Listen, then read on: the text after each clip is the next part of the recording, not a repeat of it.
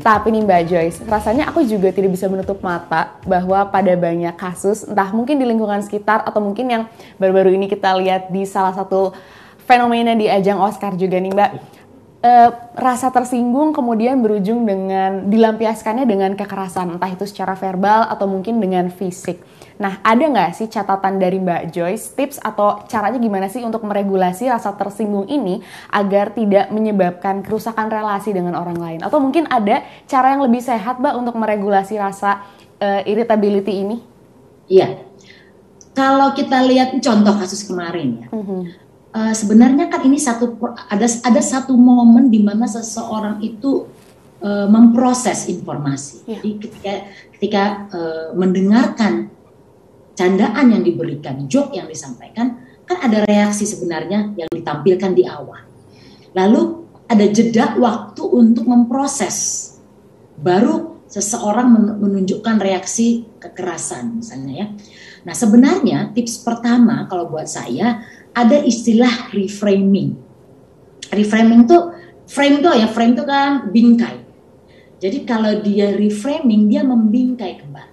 Misalnya nih, ada yang ngomong gini nih sama saya, Joyce, lu gendut banget sih, gitu ya.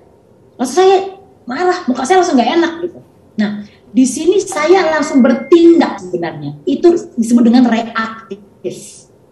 Adanya satu reaksi yang tidak disertai oleh sebuah pertimbangan atau proses memikirkan saya perlu bereaksi apa ya. Nah, di situ nggak ada. Orang-orang yang nanti yang punya ciri impulsivitas yang tinggi, impulsif itu akan masuk ke ranah reaktif lebih cepat. Nah, di sini tipsnya adalah reframing. Dia harus memproses kembali si informasi tadi. Oh, maksudnya itu Joyce lu gendut banget. Berikan waktu 3 sampai 10 detik untuk diam. Terus kita mikirin, kalau saya datang terus saya nampar, kira-kira ada nggak benefitnya?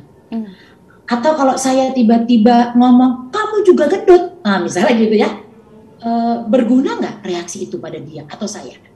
Atau tiba-tiba saya mukanya merah dan tangan saya ngepal gini, kira-kira dia paham nggak reaksi itu? Nah 3 sampai 10 detik ini disebut dengan reframing tadi. Dia mereframe lagi, membingkai lagi reaksi apa yang mau dia hasilkan. Nah dengan demikian ada proses menalar di sana, sehingga dia bisa memikirkan, oh kalau saya nampar, ternyata yang rugi saya bisa didakwa loh secara hukum misalnya. Kalau saya ngomong tadi pakai kepala tangan, oh itu membuat orang sekitar saya jadi takut, gak ada gunanya juga ya.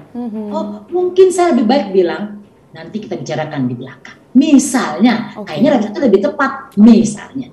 Nah ini membantu menghasilkan reaksi-reaksi yang lebih konstruktif. Dengan tadi jeda waktu 3 sampai 10 detik. Atau yang kedua, kalau memang kita ini bawaannya ya kecenderungannya reaktif, aduh saya tuh nggak bisa Mbak Joy, saya tuh memang orang itu cepat bereaksi. Sumbunya pendek ya Mbak ya? Benar, sumbu pendek. Nah ini kita harus sadar diri ya, istilahnya tahu diri. Berarti di sela-sela waktu kita perlu membantu untuk equip, melengkapi diri kita. Cobalah melakukan beberapa kegiatan yang ritmenya dan polanya itu lambat. Yoga misalnya. Atau berlatih tarik nafas. Ya, tarik nafas. Itu membantu kita untuk mengendalikan perilaku kita. Dan kita sadar, oh sekarang saya sedang nafas nih. Oh saya sedang yoga. Saya sedang menggerakkan kaki saya. Itu membuat saya itu lekat dengan sekitar saya.